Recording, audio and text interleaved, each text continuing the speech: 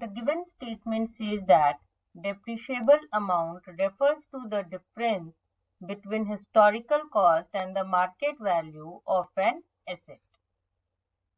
अब हमें ये पता होना चाहिए कि डेप्रिशिएबल अमाउंट होता क्या है, तभी हम बता पाएंगे कि ये गिवन स्टेटमेंट जो है ये ट्रू है या फॉल्स है।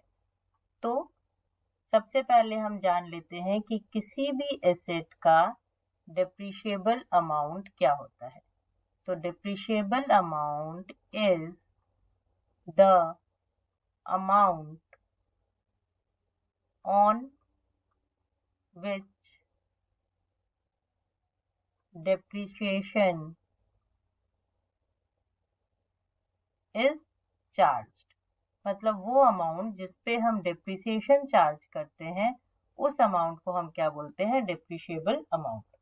और ये होता क्या है, इसको कैलकुलेट कैसे करते हैं, तो किसी भी एसेट का जो डेप्रिशिएबल अमाउंट होता है वो कैलकुलेट किया जाता है जो उसका कॉस्ट ऑफ एक्विजिशन हुआ माइनस अगर उसकी कोई सैल्वेज या रेसिडुअल वैल्यू है। सैल्वेज वैल्यू बोल रहे, रेसिडुअल वैल्यू बोल रहे, स्क्रैप वैल्यू बोल रहे, अगर कोई भी वो वैल्यू है तो उसको कॉस्ट ऑफ एक्विजिशन में से जब हम माइनस करते हैं तो आती है उस एसेट की डेप्रिशिएबल वैल्यू या डेप्रिशिएबल अमाउंट। डेप्रिशिएबल अमाउंट का मार्केट वैल्यू ऑफ एसेट से कोई लेना देना नहीं होता है। तो इसलिए हम क्या कह सकते हैं, that therefore the given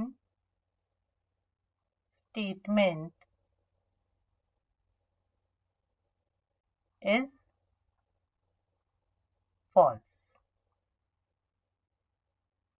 So hope this is clear to you.